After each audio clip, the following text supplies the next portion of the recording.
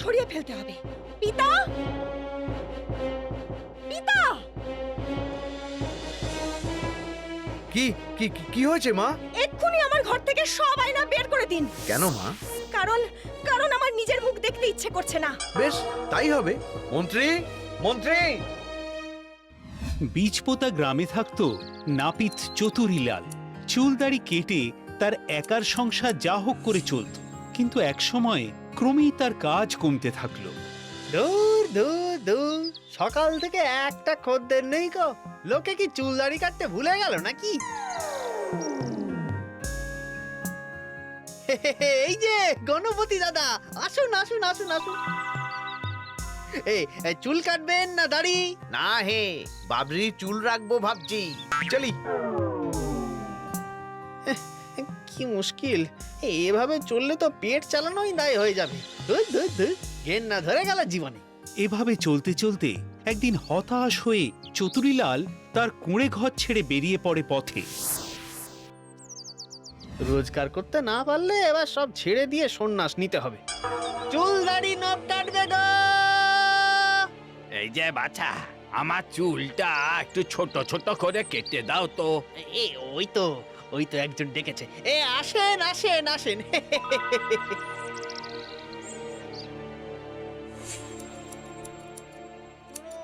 শুনুন শুনুন, রাজ্যের রাজকন্যা খুব অসুস্থ।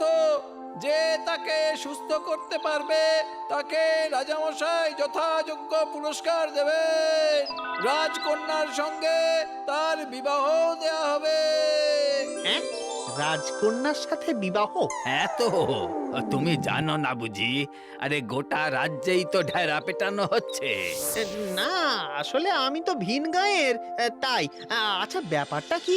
রাজকন্যা তো ভীষণ অসুস্থ, কিছুতেই কিছু হচ্ছে না। তাই তো আমাদের রাজামশাই খুব চিন্তিত। আহাহাহা, আমি যদি বৈদ্য বা হাকিম হতাম। আচ্ছা, বলছি একবার চেষ্টা করে দেখবো নাকি দাদু? তা চেষ্টা করতে দোষ কি? তবে হ্যাঁ, সুস্থ করতে না পারলে কিন্তু রাজামশাই গর্দান নেবে। তা কোন দিকে রাজবাড়ি? ওই যে সামনের ভাতুড়ির জঙ্গল পেরিয়ে ওই পারে গেলে বেশ খানিকটা হাঁটতে হবে, তবে দেখতে পাবে। কই দেখি দেখি, তোমার আয়নাখানা দেখাও দেখি এখন।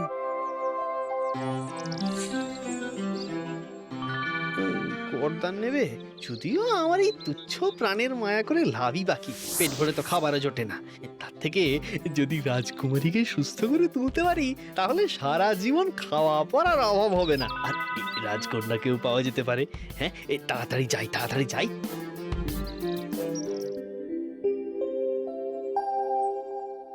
ওদিকে রাজকুমারী সারাদিন নিজের ঘরে শুয়ে থাকে, কোনো খাবারই সে মুখে দেয় না। মা বসুন্ধরা, তোমার জন্য ফল এনেছি। আমাকে বিরক্ত করো না তো, চলে যাও তোমরা। যাও বলছি। ওহ, যাও তো এখন।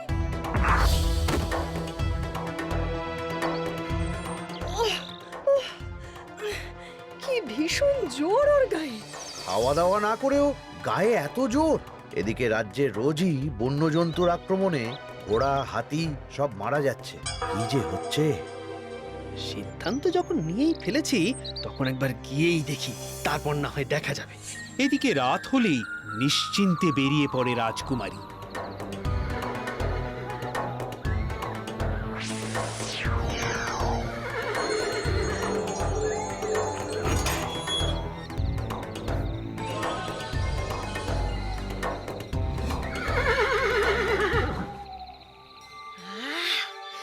খাবো খাবো, কাঁচা চিবিয়ে খাবো, কেউ বুঝতেই পারবে না। মায়া মায়া।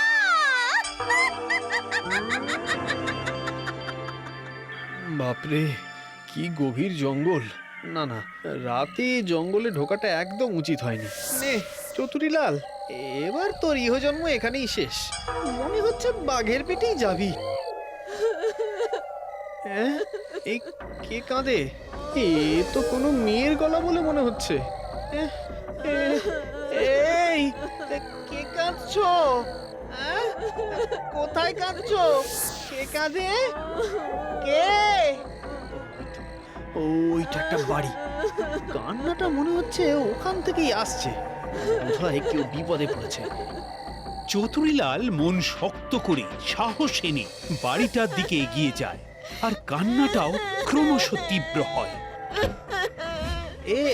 এই কে কে তুমি? এখানে বসে কাঁদছো কেন? উঠে এসো। কাছে যেতেই ছিটকে পড়ে চতুরীলাল। এটা কি হলো? হ্যাঁ, ও মায়ার বলয়, তুমিও ভেদ করে আমার কাছে আসতে পারবে না, আমিও তোমার কাছে যেতে পারবো না। মায়ার বলয়? হ্যাঁ, রাক্ষসী আমাকে এখানে বন্দি করে রেখে আমারই রূপ ধরে চলে গেছে। কোথায় গেছে?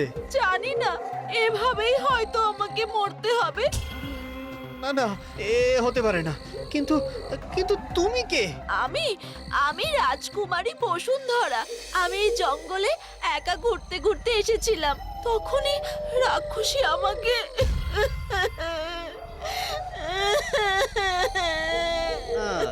বুঝেছি, ভেবো না, তোমাকে আমি উদ্ধার করবই।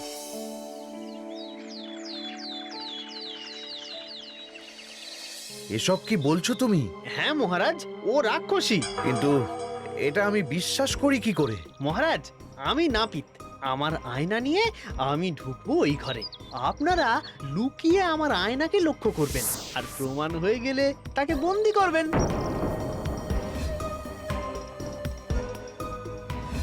এই এই, কে তুমি? কি চাও? তুমি কে? আমি আমি রাজকুমারী। তাই নাকি? তাহলে এটা কে? আহ, আহ, আহ, সরা সরা এটাকে, সরা। পেয়াদা,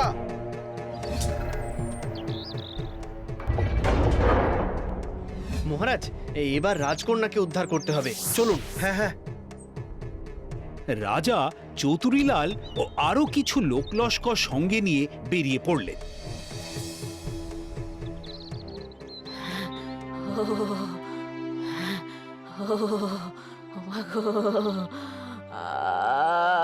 মাগো, কি ব্যথা, কি ব্যথা, আর পারছি না গো বাবা গো।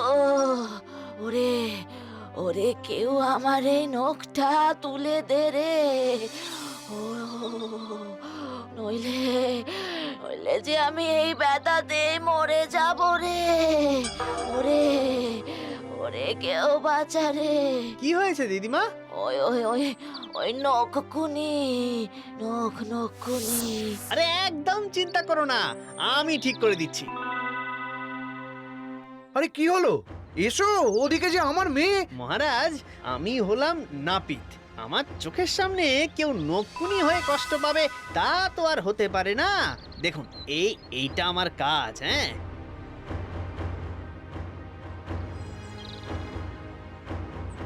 কি ঠাকুমা, হ্যাঁ, এবার আরাম লাগছে? হ্যাঁ, নাতি, নাতি রে, ভাগ্যিস তুই ছিলি। নাতি, আমি আমি আশীর্বাদ করলাম, এই নরুন তোর যে কোনো কাজে যা কিছু কাটতে তোর অস্ত্র হয়ে দাঁড়াবে, বুঝলি নাতি? বেশ, চলি।